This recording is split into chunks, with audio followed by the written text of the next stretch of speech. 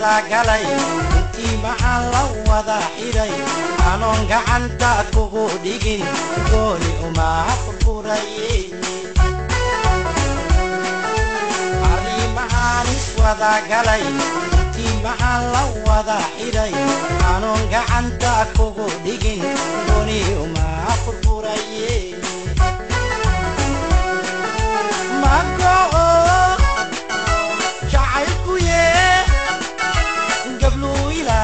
عيالي مقبوه جعلكوا يه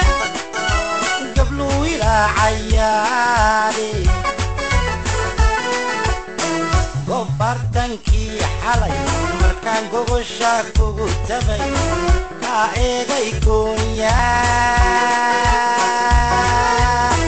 كوايا يقرب كيغا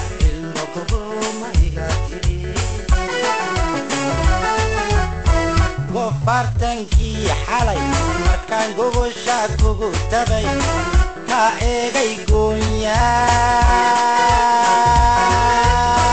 كوايا يقرب كيغا المقبو ما يقاتلي